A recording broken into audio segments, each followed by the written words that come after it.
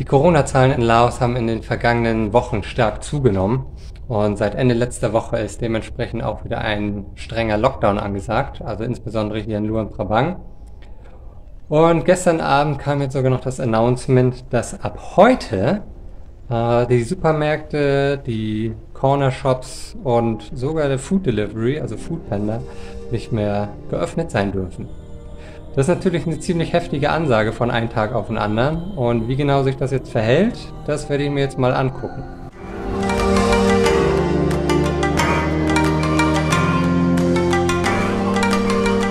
Hallo und sonnige Grüße aus Laos.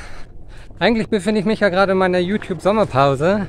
Aber in Anbetracht der Tatsache, dass jetzt gerade gestern Abend announced wurde, dass jetzt einfach mal alles schließen soll, dachte ich, melde ich mich jetzt einfach mal aus meiner Sommerpause, um zu gucken und zu zeigen, wie es denn wirklich in der Realität aussieht. Denn hier in Laos ist es ja immer so, die eine Sache ist, wie Sachen, ja, nennen wir es mal, kommuniziert werden.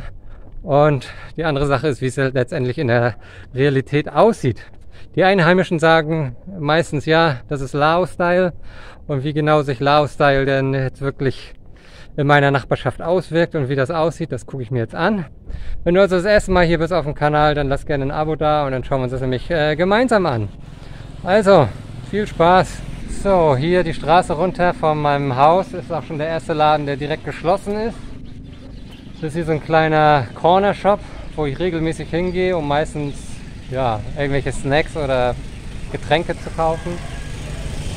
Auch ansonsten ist es verhältnismäßig ruhig hier im Village, also die Straßen sind fast leer. Ab und zu knattert halt mal ein Moped vorbei oder man sieht mal ein paar Kinder ein bisschen mit dem Fahrrad rumcruisen. Da die Straße runter sieht man einen Checkpoint, so wie beim letzten Mal auch. Vor einem halben Jahr war da ja auch ein Checkpoint, als der Lockdown begann. Da werde ich gleich mal durchgehen müssen, denn dahinter ist der Markt. Ja, das Einzige, was ich sehe, da vorne ist ein Nudelshop, wo ich manchmal hingehe. Der scheint geöffnet zu sein. Aber gegessen habe ich schon.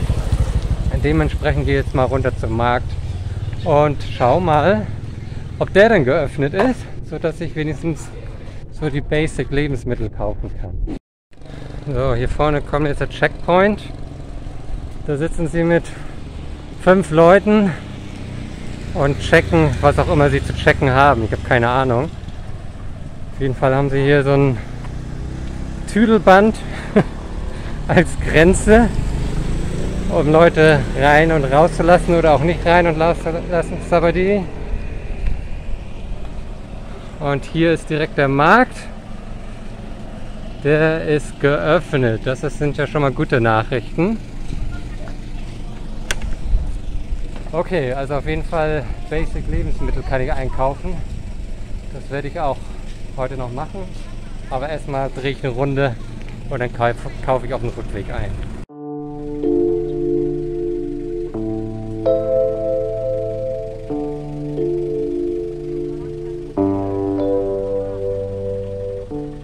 Ja, auch hier sieht man direkt die Shops, die kleinen Läden hier. Ich sag mal so, diese Nachbarschaftsläden, Tante-Emma-Läden, die sind auch geschlossen. Also zu dem hier gehe ich zum Beispiel manchmal, um ja, einfach irgendwelche Kleinigkeiten zu kaufen. Was mich jetzt aber natürlich am meisten interessiert, ist, ob der Supermarkt geöffnet ist oder nicht. Und jetzt mal 3 Minuten Fußweg und dann schauen wir mal.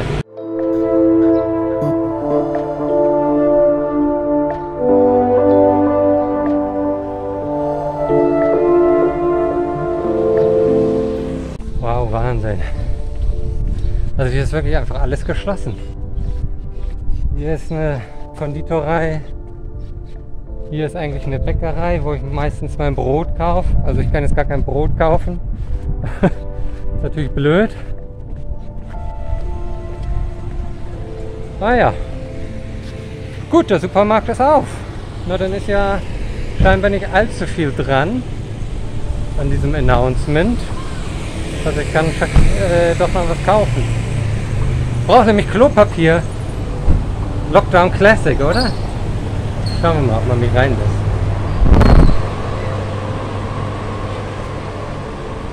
scheint kein Problem zu sein. Was haben wir die?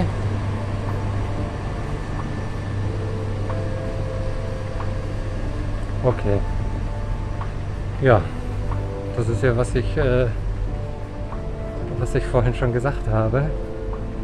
Die eine Sache hier ist immer, was announced wird, und die andere Sache ist halt, wie es in der Realität stattfindet. Laos halt. So, hier haben wir das Toilettenpapier.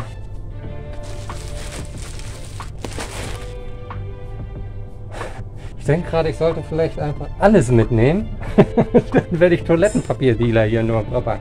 Werde ein reicher Mann. Wer weiß, wie lange der Supermarkt geöffnet hat.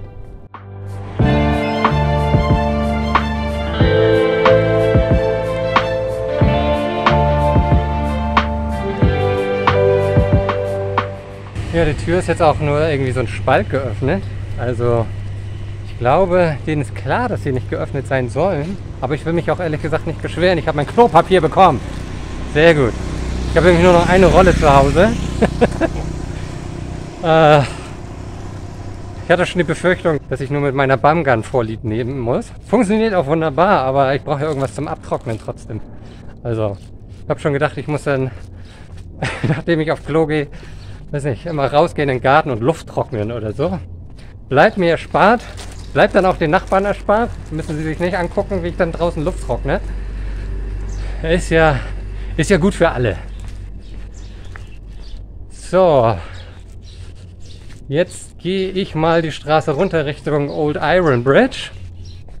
Denn da die Straße runter, da sind immer Damen am Straßenrand, die Lebensmittel verkaufen. Und da kaufe ich halt auf Mittag oder Dinner, weil es halt wirklich günstig ist. Und ich hoffe, das ist jetzt nicht weggebrochen, weil dann habe ich ein kleines Problem. Denn ich habe keine Küche. Also ich habe schon eine Küche, aber ich habe keine Kochmöglichkeit. Ich habe keinen Herd, ich habe keinen Ofen. Das Einzige, was ich habe, ist ein Wasserkocher. Ja, und das reicht halt, um Kaffee zu machen oder einen Tee oder was weiß ich hier, Instant-Nudeln, keine Ahnung. Aber das ist ja kein richtiges Essen. Also schauen wir mal. So sieht's aus hier. Nahezu menschenleer. Ich stehe mitten auf der Straße. Es ist nämlich ja, eigentlich fast kein Verkehr da.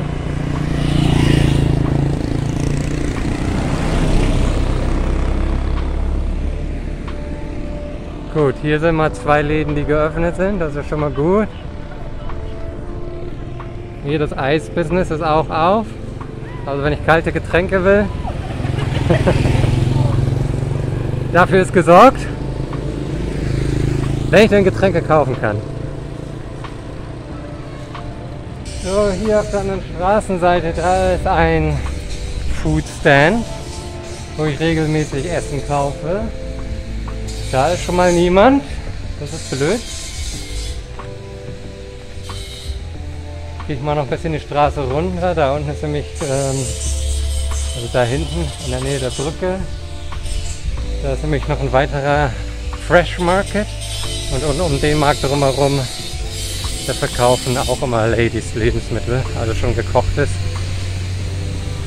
Und ich hoffe, dass da dann auch jemand ist.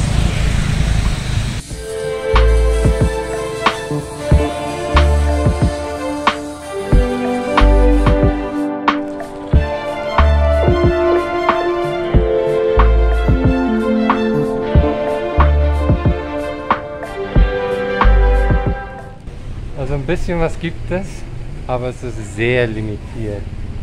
Also da hinten ist eine Dame, die was verkauft. Und hier vorne.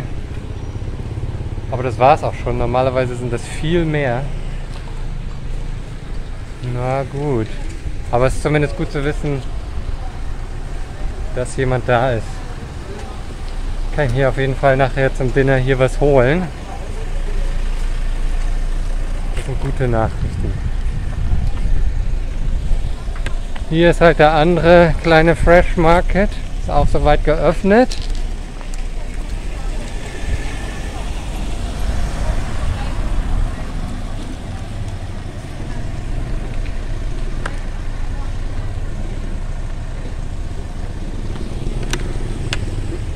es beim Fresh Market bei mir um die Ecke kein Obst gibt, werde ich mir hier jetzt mal noch was holen. Irgendwie eine Ananas oder so.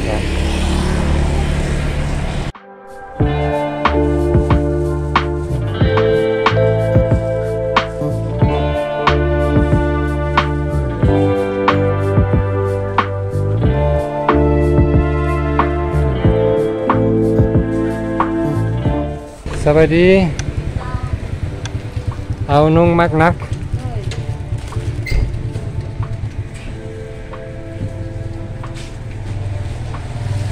Bosai Tonyang.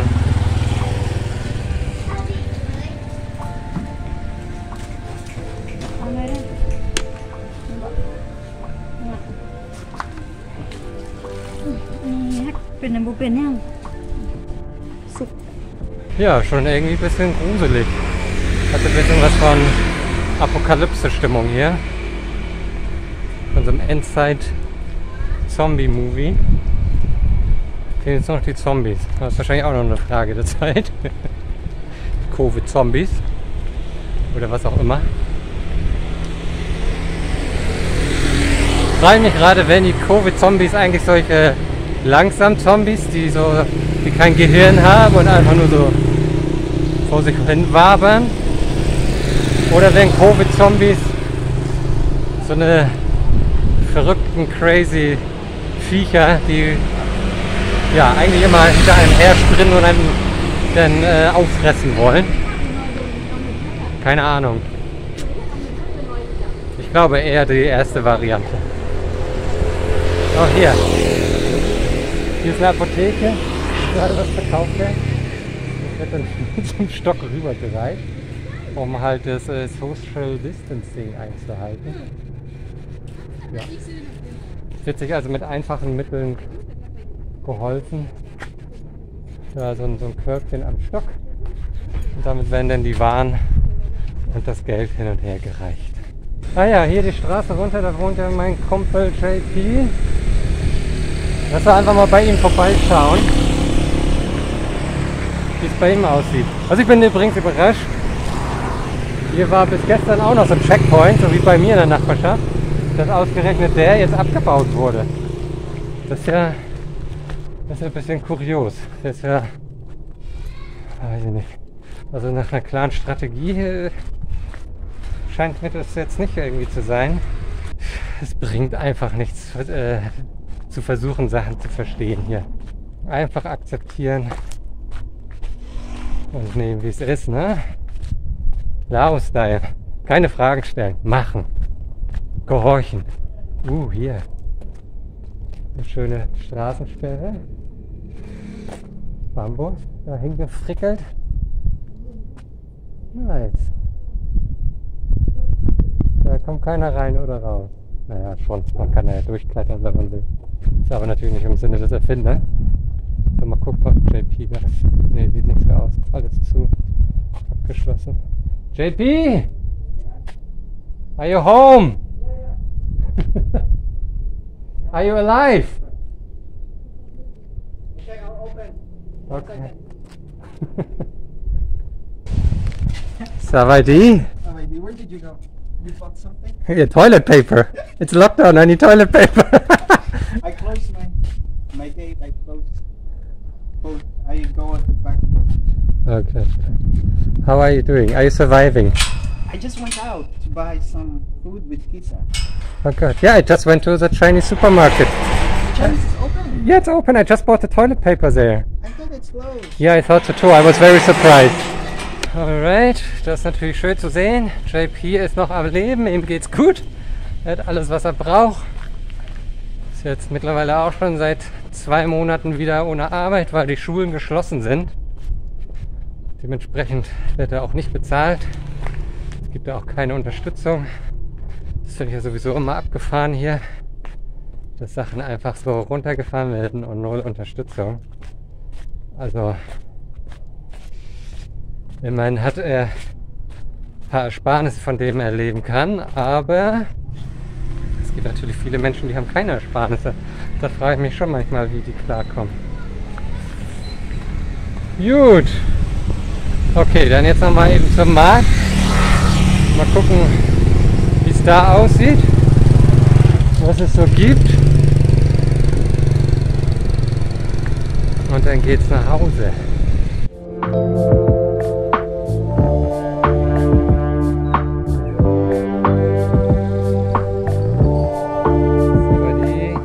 Jetzt wollte ich gerade Eier kaufen.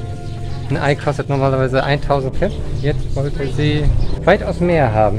Dann kann sie die auch behalten. Ich brauche die nicht zwingend.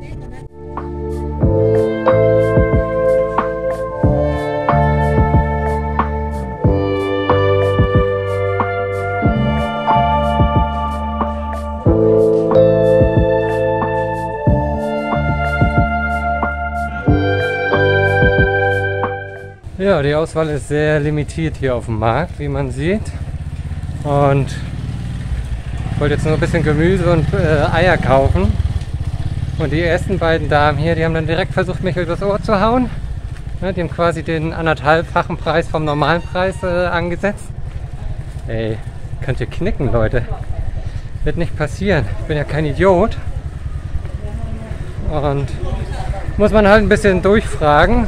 Und dann am Ende habe ich bei einer anderen Dame gekauft und den regulären Preis bezahlt. So sieht es also aus. Also, aber mal zusammengefasst. Offiziell ist eigentlich alles dicht. Supermärkte, Shops, Foodpanda. In der Realität sieht es so aus, Supermarkt ist auf. Auch die Tür ist zwar nur ein Spalt auf, aber man kann rein und man kann ganz normal einkaufen. Shops, naja, einige sind geschlossen. Manche andere sind auf, genauso wie der Supermarkt, einfach nur so ein Spalt auf und dann klopft man an und man kann trotzdem einkaufen. Ja, der Fresh Market ist auf, man kann die Essentials da kaufen. Kann passieren, dass man übers Ohr gehauen wird oder dass es wenigstens versucht wird. Also von dem her alles in Ordnung soweit, würde ich sagen. Ich habe gerade eben nochmal Foodpanda gecheckt, ob jetzt wirklich alles dicht ist und es ist tatsächlich... Da passiert nichts. Also kein Food Delivery im Moment. So sieht's aus hier in Luang Prabang aktuell. Gut, ich bin versorgt für heute und auch für die nächsten Tage. Ich habe Essen, ich habe Klopapier. Also was soll schon schief gehen? Und das war's dann auch erstmal. Ich melde mich dann vermutlich in 2 Wochen wieder nach meiner eigentlichen YouTube-Sommerpause. Und ja, hinterlasst gerne ein Like und ein Abo, wenn ihr Bock habt, mehr zu sehen hier aus Laos. Und dann hören wir uns bald. Also lasst es euch gut gehen und bis bald.